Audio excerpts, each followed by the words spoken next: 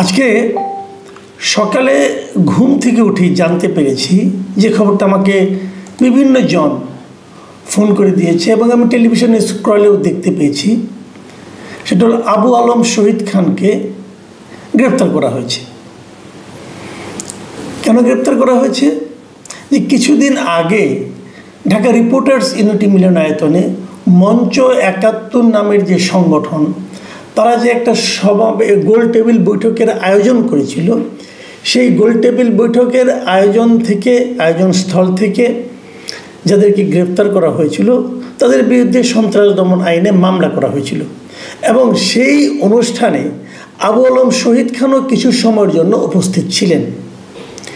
যেহেতু তিনি উপস্থিত ছিলেন, অতএব তারা মনে করছে, পুলিশ মনে করছে ওই একই মামলায় একই অপরাধে উনিও অপরাধী, অতএব ওনাকে গ্রেপ্তার করা হয়েছে। এই হলো মোটের উপর কথা। এবং পুলিশের ভাষাটা হলো যে ওনাকে পুলিশ যেভাবে বলেছে যে হলো মামলার ঘটনাস্থলে উপস্থিত থেকে ঘটনার সাথে জড়িত আছে মর্মে জানা যায়, ওনারা পুলিশ জানতে পেরেছেন যে উনিও ঘটনার সঙ্গে জড়িত আছেন। মামলাটি তদন্তনাধীন। এমত অবস্থায় মামলার সুষ্ঠু তদন্তের স্বার্থে তদন্ত সমাপ্ত না হওয়া পর্যন্ত এবং আসামির নাম ঠিকানা যাচাই না হওয়া পর্যন্ত তাকে জেলে আটক রাখা একান্ত প্রয়োজন। পুলিশ জানতে পেরেছে যে ওই ঘটনার সঙ্গে মিস্টার আবু আলম শহীদ খানও জড়িত আছেন। এই হলো আইনগত দিকটা আর কি। এবং তারপর আবু আলম শহীদ খানকে দুপুরে চিফ মেট্রোপলিটন ম্যাজিস্ট্রেটের কোর্টে আদালতে হাজির করা হয় এবং সেখানে আদালত তাকে জেলখানায় পাঠিয়ে দেন।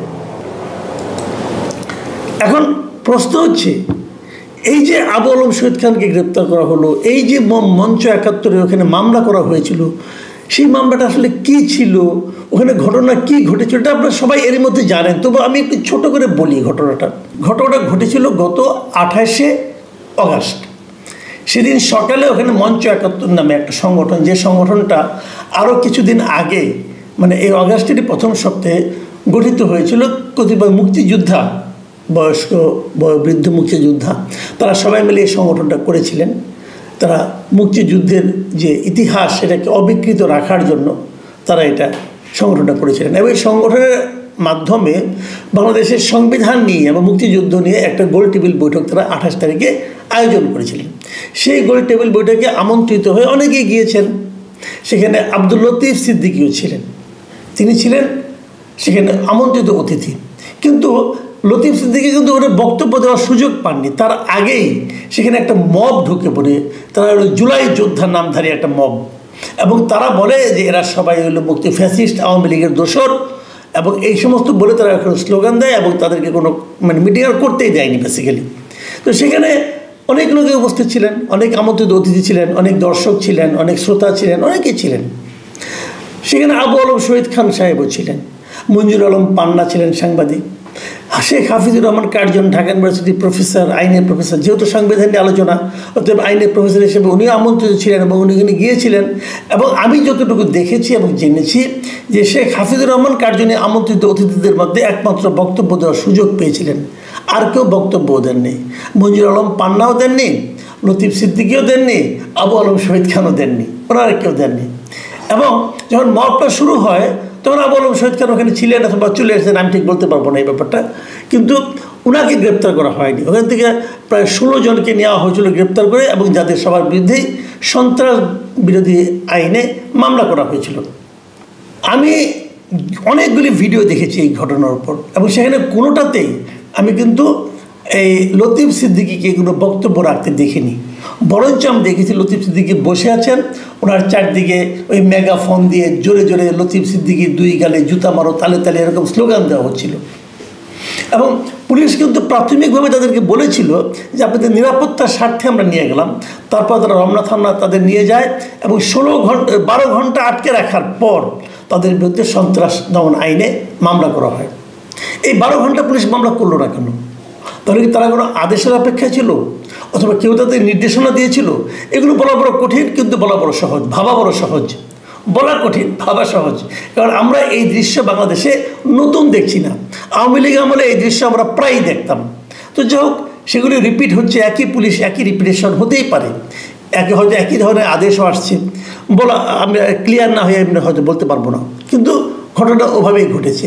প্রশ্ন হচ্ছে, এই মামলার যে এফআইআর ছিল, পুলিশের একজন সাব ইন্সপেক্টর যিনি মামলা করেছিলেন, এসআই মোহাম্মদ আমিরুল ইসলাম, যিনি নাকি এই মামলাটা করেছেন বাদী হয়ে, তিনি কি লিখেছিলেন তার এফআইআরে, আমি ওগুলি একটু আপনাদেরকে পড়ে শোনাতে চাই, তাহলে আপনারা বুঝতে পারবেন যে আসলে কী ছিল মামলায়।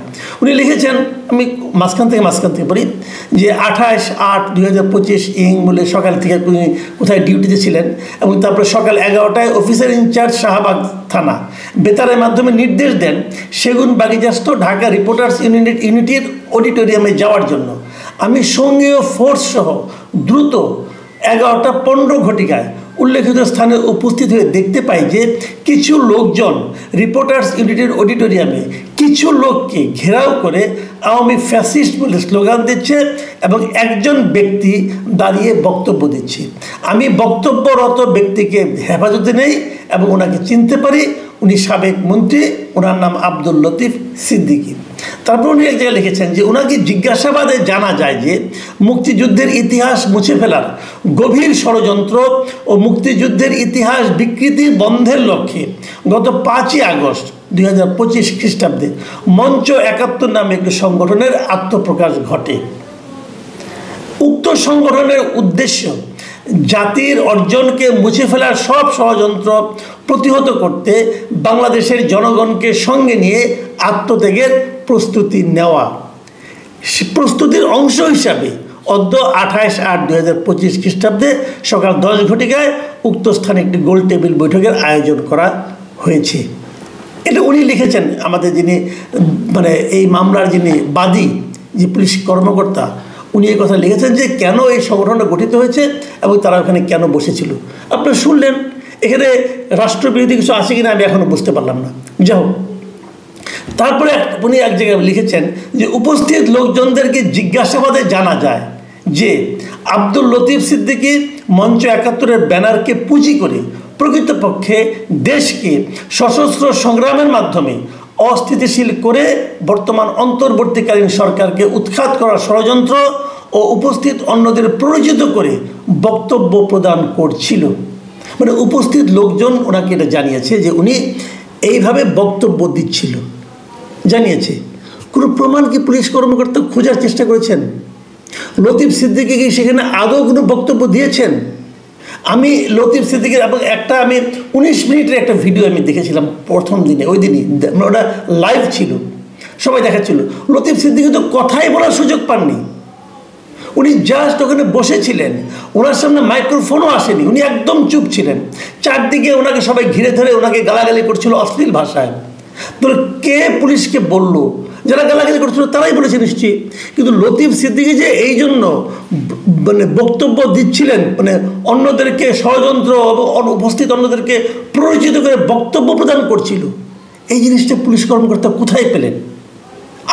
আমি বুঝতেই পাই না।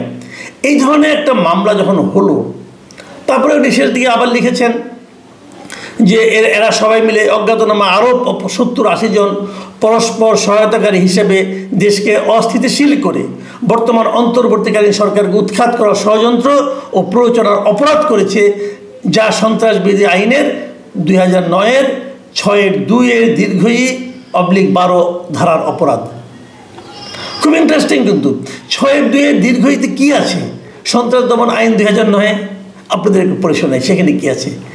6-2-এর দীর্ঘই যেটা আছে সেখানে বলা হয়েছে, অন্য কোনো ব্যক্তি সত্তা বা প্রজাতন্ত্রের কোনো সম্পত্তির ক্ষতি সাধন করিবার উদ্দেশ্যে ষড়যন্ত্র বা সহায়তা বা প্ররোচিত করা, এই হলো 6-2-এর অপরাধ।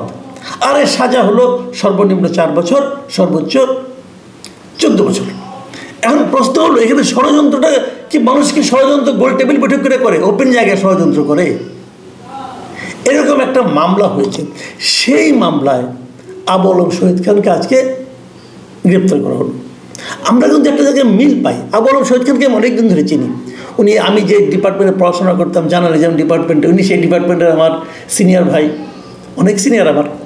তো ওনাকে আমরা দেখেছি, তো ওনাকে আমরা চিনি, এবং ওনাকে সচিব হওয়ার পরেও ওনার সঙ্গে আমার খুব একটা দেখা হয়নি, রিটায়ারমেন্টে যাওয়ার পর ওনার সঙ্গে আমার দেখা হয়েছে, এবং বিভিন্ন টক শোতে ওনাকে আমরা দেখি। এই যে যাদেরকে গ্রেপ্তার করা হয়েছে না, এদের মধ্যে কিছু লোকের মধ্যে একটা মিল আছে। মিলটা কোথায়? আবু আলম শহীদ খান, মঞ্জুর আলম পান্না, অথবা শেখ হাফিজুর রহমান কার্জন অধ্যাপক, এদের মধ্যে একটা মিল হলো এরা সবাই বিভিন্ন মিডিয়াতে টক শোতে কথা বলেন, এবং তাদের বেশিরভাগ কথা থাকে বিভিন্ন রকম অনিয়মের সমালোচনা করে। তারা যখন আওয়ামী লীগ আমলে আমি দেখেছি, এই লোকগুলিকে আমি দেখেছি যে আওয়ামী লীগ সরকারের সমালোচনা করে নানা রকম কথাবার্তা বলেছেন, আওয়ামী লীগের যে সরকারের যে ভুলগুলো সেগুলো তারা তুলে ধরেছেন, এখনও এই সরকারের বিভিন্ন ভুল ভ্রান্তি তারা তুলে ধরেছেন।